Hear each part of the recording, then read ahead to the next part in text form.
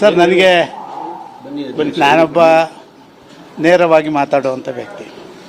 ನನಗೆ ತುಂಬ ಖುಷಿಯಾಗಿದೆ. ಒಬ್ಬ ಮುಖ್ಯಮಂತ್ರಿ, ನಾನು ಕೂಡ ಆ ರೀತಿ ಮಾಡಿಲ್ಲ.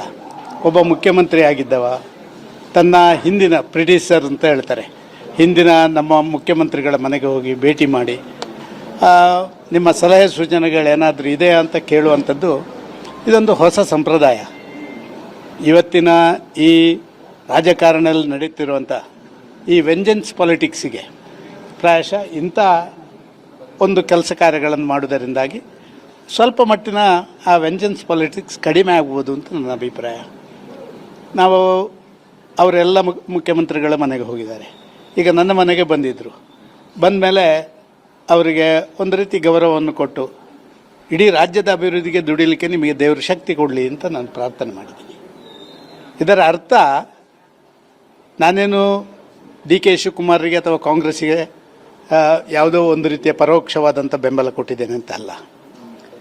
ಒಬ್ಬ ಮನೆಗೆ ಬಂದವನನ್ನು ಗೌರವದಿಂದ ಪ್ರೀತಿ ಆಧಾರದಿಂದ ಸ್ವೀಕಾರ ಮಾಡುವಂಥದ್ದು ಮತ್ತು ಅವನ ಜವಾಬ್ದಾರಿಯಿಂದ ರಾಜ್ಯದ ಹಿತದೃಷ್ಟಿಗೆ ಒಳ್ಳೆಯದಾಗಲಿ ಅಂತ ಹೇಳುವಂಥ ಭಾವನೆ, ಆ ದೊಡ್ಡ ಮನಸ್ಸಿಂದ ನಾನು ಅವರಿಗೆ ಶುಭ ಹಾರೈಕೆ ಮಾಡಿದ್ದೀನಿ.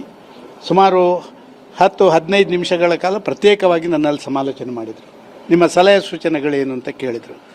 ನಾನು 2-3 ಸಂಗತಿಗಳನ್ನು ಅವರಿಗೆ ನೇರವಾಗಿ ಹೇಳಿದೆ. ನಿಮಗೆ ಬೇಜಾರು ಪಟ್ಕೊಳ್ಬೇಡಿ, 3 ವರ್ಷದ ಅವಧಿಯಲ್ಲಿ ಹಲವಾರು ಸಂಗತಿಗಳನ್ನು ನೀವು ಮಾಡಬೇಕಾಗಿತ್ತು, ಅದು ನಿಮ್ಮ ಪಕ್ಷದ ಕಡೆಯಿಂದ ಆಗಲಿಲ್ಲ. ಒಂದು ಇವತ್ತು ನಡೆಯುತ್ತಿರುವಂಥ ವ್ಯಾಪಕವಾದಂಥ ಒಂದು ರೀತಿಯ ಸಾಮಾನ್ಯರ ಮನಸ್ಸಲ್ಲಿರುವಂಥ ಈ ಭ್ರಷ್ಟಾಚಾರಕ್ಕೆ ಕಡಿವಾಣ ಹಾಕಬೇಕು ಅಂತ ಹೇಳಿದರೆ ನೀವು ಸಕಾಲವನ್ನು, ನಾನು ನನ್ನ ಕಾಲಘಟ್ಟದಲ್ಲಿ ತಂದಂಥ ಸಕಾಲವನ್ನು ಇವತ್ತು ಆ್ಯಕ್ಚುಯಲ್ ಇಂಪ್ಲಿಮೆಂಟ್ ಮಾಡಿದರೆ ಒಂದು 60% ಅಪ್ ಟು ಜಿಲ್ಲಾಧಿಕಾರಿಗಳ ಕಚೇರಿಯವರೆಗೆ ಕೂಡ ನಮ್ಮ ಕರಪ್ಷನ್ಗೆ ಇತಿಶ್ರೀ ಆಗ್ತದೆ ಅಂತೇಳಿ ಅವರು ಹೇಳಿದರು. ಖಂಡಿತವಾಗಿ ನಾನು ಇದನ್ನು ಮಾಡ್ತೀನಿ. ಅದು ನನ್ನ ಪ್ರಥಮ ಆದ್ಯತೆ ಕೂಡ. ಜನಸಾಮಾನ್ಯರ ಮನೆಗೆ ಸರ್ಕಾರಿ ಸೇವೆಗಳನ್ನು ತಲುಪಿಸುವಂಥದ್ದಲ್ಲಿ ಯಾವುದೇ ಡಿಲೇ ಆಗಬಾರ್ದು, ಅದರಲ್ಲಿ ತೊಂದರೆ ಆಗಬಾರ್ದು ಅಂತ ಹೇಳುವಂಥದ್ದನ್ನು ಹೇಳಿದೆ. ಎರಡನೇದಾಗಿ ನಾನು ಅವರಲ್ಲಿ ಹೇಳಿದೆ, ಇವತ್ತು ಮಳೆಗಾಲ ಸಮೀಪಿಸ್ತಾ ಇದೆ.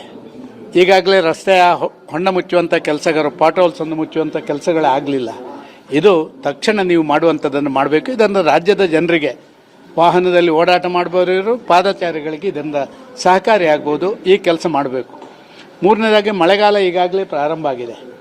ಆದ ಕಾರಣ ಮಳೆಗಾಲದ ಸಂದರ್ಭದಲ್ಲಿ ಆಗುವಂಥ ತೊಂದರೆಗಳಿಗೆ ಮತ್ತೊಂದಕ್ಕೆ ಯಾವತ್ತೂ ಕೂಡ ಅದರ ಮುಂಚಿತವಾಗಿ ಬೇಕಾದಂಥ ಕೆಲಸ ಕಾರ್ಯಗಳನ್ನು ಮಾಡುವಂಥದ್ದನ್ನು ಮಾಡಬೇಕು. ಅದು ತುರ್ತಾಗಿ ನೀವು ಮಾಡಬೇಕಾದಂಥ ಕೆಲಸ. ಅಭಿವೃದ್ಧಿ, ನಿಮ್ಮ ಪ್ಲ್ಯಾನ್ ಆಫ್ ಆ್ಯಕ್ಷನ್, ಇದೆಲ್ಲ ಚೆನ್ನಾಗಿ ಮಾಡುವಂಥದ್ದನ್ನು ಮಾಡ್ತಾಯಿದ್ದೀರಿ. ಇವತ್ತು ಒಂದು ರೀತಿಯಲ್ಲಿ ಕಂದಾಯ ಇಲಾಖೆಯಲ್ಲಿ ನಡೆಯುವಂಥ ಬೇರೆ ಬೇರೆ ರೀತಿಯ ತೊಂದರೆಗಳು, ಅದು ಸರ್ವರ್ ನಮಗೆ ಸರಿಯಾಗಿ ಕೆಲಸ ಮಾಡ್ತಾ ಇಲ್ಲ ಮತ್ತು ನಿಮ್ಮ ಕಂಪ್ಯೂಟರೈಸೇಷನ್ನಿಂದಾಗಿ ಟೆಕ್ನಿಕಲ್ ಎರರಿಂದಾಗಿ ತೊಂದರೆ ಆಗ್ತಾ ಇರೋದು, ಇದರಿಂದ ಸಾಮಾನ್ಯ ಜನರಿಗೆ ಭಾರಿ ತೊಂದರೆ ಆಗ್ತದೆ. ಇದರ ಬಗ್ಗೆ ಗಮನ ಹರಿಸಬೇಕು ಅಂತ ಹೇಳುವಂಥ ಒಂದು 5-6 ಸಲಹೆಗಳನ್ನು ಕೊಟ್ಟಿದ್ದೇನೆ. ಅವರು ಖಂಡಿತವಾಗಿ ಇದರ ಬಗ್ಗೆ ಗಮನ ಹರಿಸ್ತೇನೆ ಅಂತ ಹೇಳಿದ್ದಾರೆ. ಆದ ಕಾರಣ ಒಬ್ಬ ರಾಜ್ಯದ ಮುಖ್ಯಮಂತ್ರಿ ಒಳ್ಳೆ ಕೆಲಸ ಮಾಡಿದರೆ ರಾಜ್ಯದ ಜನರಿಗೆ ಅವರ ಹಿತಾಸಕ್ತಿಗೆ ಪೂರಕ ಆಗ್ತದೆ ಅಂತ ಹೇಳುವಂಥ ರೀತಿಯಲ್ಲಿ ನಾನು ಸಲಹೆ ಸೂಚನೆಗಳನ್ನು ಕೊಟ್ಟಿದ್ದೇನೆ. ನಿಮ್ಮ ಇನ್ನು 1-2 ವರ್ಷದ ಕಾಲಘಟ್ಟ ಅದು ಜನರ ಪರವಾಗಿ ಕೆಲಸ ಮಾಡುವಂಥದ್ದಕ್ಕೆ ಹೆಚ್ಚು ಆಸಕ್ತಿ ಕೊಡುವಂಥ ಕೆಲಸ ಇರಲಿ ಅಂತ ಹೇಳಿ